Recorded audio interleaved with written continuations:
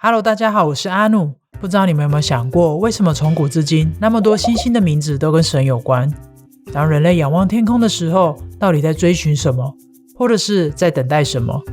到底为什么唯独智人可以只花3000多年就从原本的猎人跟采集者变成了农夫跟陶器工人？上次在这支影片有提到，人类的文明出现了几次的跃进，让其他猿猴类根本看不到智人的车尾灯。那双解救人类无形的手到底是谁？这个过程中我们的祖先到底经历了什么？今天让我们透过这个来自地球编年史的故事，一一解答这些疑问，一起进入西秦的世界观吧。神为什么要创造人？古文献到底说了什么？废话不多说，就够吧。哦，对了，因为之前被观众客诉我们的影片太幼稚了，所以这次会尝试一下另外一个方式，请订阅、点赞、分享，我们全家都会很感激你的。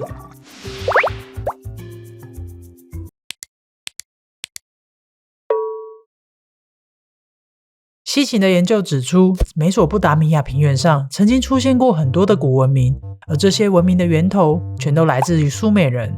一来是因为他们都有很类似的文献记录，像是神话啊、文字啊、语言啊；二来是因为考古学家们在研究挖掘这些遗迹的时候，发现了一座在西元前3800年左右的苏美神庙，这是目前人类已知最早的神庙。在这之前，从来没有出现像苏美这样的文明。接下来，考古学家在不同年份的考古堆里，也陆陆续续发现了大量的苏美文明遗迹，上面记录了人类很多的第一次，这些第一次可以说是奠定了现代科学跟社会结构的基础，像是城市、学校、音乐、两院制的国会、历史学、医药学、农用历法、星座学、冶金学、宇宙学、印刷术、法律等等。另外还有一些英雄事迹，以及人类如何努力的寻求和平的记录。要知道这些都已经是西元前的事了耶，苏美人就好像拥有天生神力一样，从原本恐惧崇拜大自然的人类突然变成了科学家。最夸张的是，你们可以看一下这个照片，这是苏美人记录的太阳系。我们再拉近一点看，你们不觉得跟我们知道太阳系真的蛮像的吗？为什么苏美人知道太阳在这个星系的中心呢？这真的超神秘的。而且你们知道吗？人脑基本上是无法想象从来没有看过的事情。所谓的创新都是用很多已经存在的概念重新组合而成的。以这样的前提条件下，没有看过太阳系的人类有可能无师自通这些宇宙知识吗？所以到底是谁教会了苏美人这些天文知识呢？在创世纪中记载着，有一群堕落天使来到我们的世界，跟人类生了很多半人半神的巨人，学者称这些巨人为纳菲利姆。但是西秦发现了另一个完全不同版本的故事。他提出纳菲利姆这个字在传统的翻译通常是翻成巨人，不过他认为其实更适合翻译成被放下的人，所以纳菲利姆正确的翻译应该是从天而降的人们。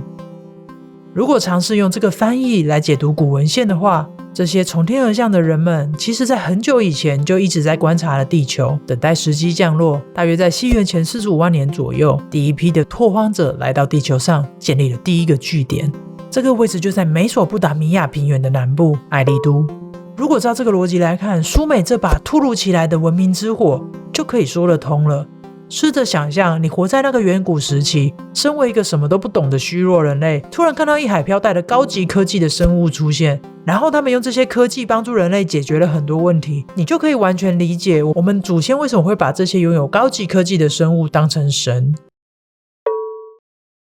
这些高等文明很可能来自于太阳系的第12个天体尼比鲁。这颗星球距离我们很远，在地球上的我们根本无法透过观测看到它。据说这颗星球每3600年会经过地球一次，就等于它如果要绕太阳一圈的话，需要3600个地球年。相信聪明的为什么小队员们应该都知道，地球的一年就是当地球绕着太阳走了一圈。那么如果按照这个逻辑来算的话，这些来自于尼比鲁上的纳菲利姆们，他们的一年就会等于地球人的3600年。这个时间的差距也能解答为什么我们老是会在古文献或是神话中看到里面的王随随便便都统治个几千年，因为本质上我们跟纳菲利姆的时间差距实在太大了。而且如果他们3600年来一次地球，还解开了另一个神秘现象，就是人类文明发生跃进的时间点。例如中石器时代大概在西元前11000年左右，陶器时代大概在西元前7400年左右。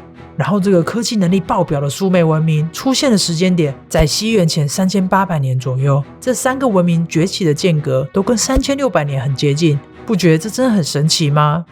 也让我想到之前看到 NASA 的一篇关于 X 行星的文章，有2位天文学家基于数学模型的方法推测，在一个比海王星还要远叫柯伊伯带的地方，可能存在着我们还没有发现过的行星。他们预估那颗行星绕行太阳一圈大概需要1万到2万年的地球年。那颗 X 行星的假说出现在2015年，也就是几年前而已。你们应该看得出来，即便到了现代科技已经这么发达了，科学家们都还是在摸索着这个太阳系，可见人类对这个宇宙的了解真的大概还在幼稚园的程度吧。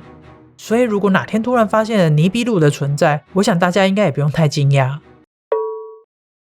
他们当然不是来观光的，如果他们只是来观光，我们就不会拥有现在的文明了。关于他们来这里的目的，西行在很多不同文化的古文献里面发现很多类似的叙述，像是这些。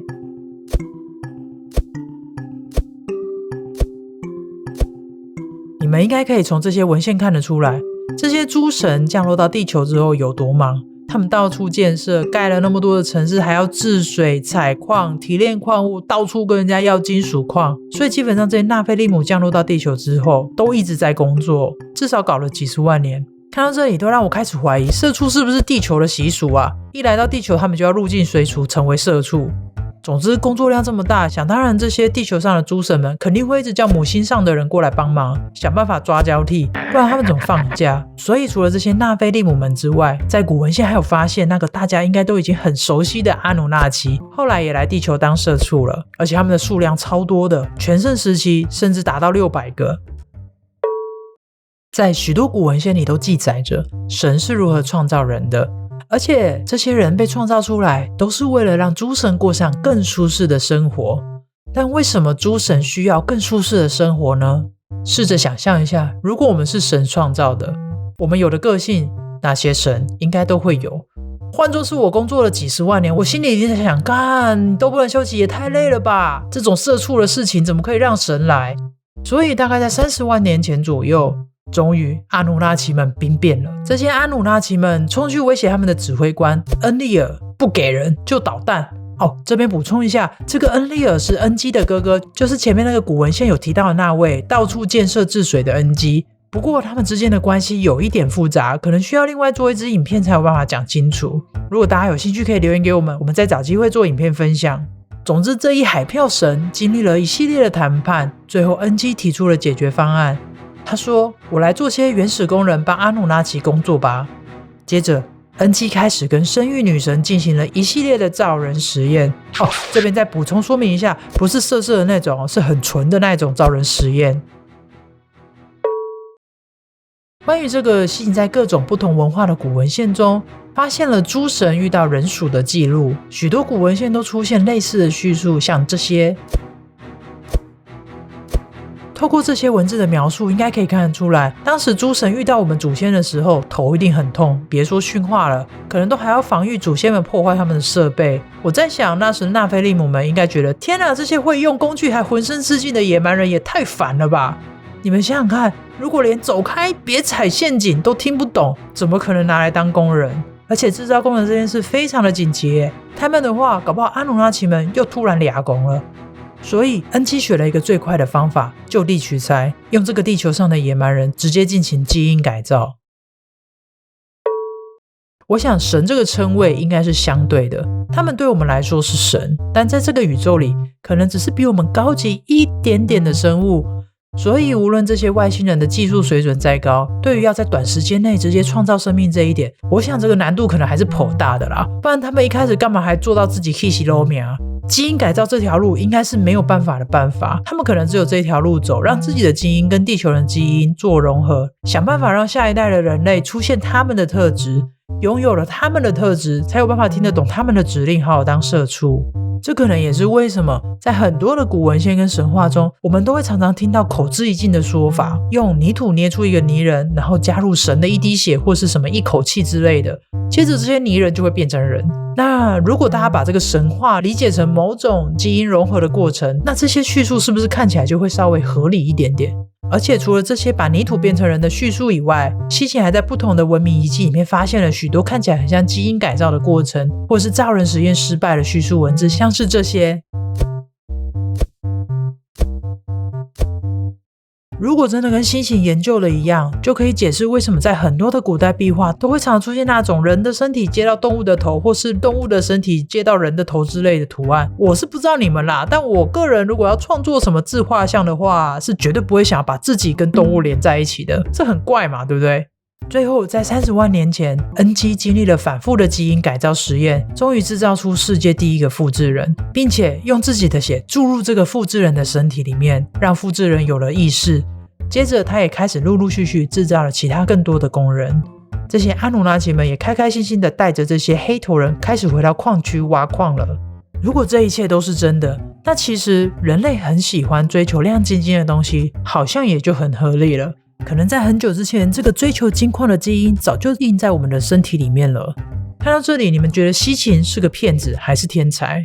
欢迎留言跟我们分享你的看法。我自己是觉得这套书看起来是蛮有趣的啦，但是可能因为翻译的关系，读起来真的有点烧脑。但这些野史证据的确是也解开了一些科学上没办法好好解释的谜题。这可能就是为什么许多的科学家研究了一辈子，最后开始尝试用哲学解释科学无法解释的东西。但你以为这本书讲完了吗？还没啊，我们还没讲到地球的生命起源跟大洪水，我还在努力中。所以如果你喜欢我们的影片，请点赞、分享、订阅、打开小铃铛，给我们一些动力，让我们继续做下去啊。那今天的影片都先到这边咯，下次见，拜拜。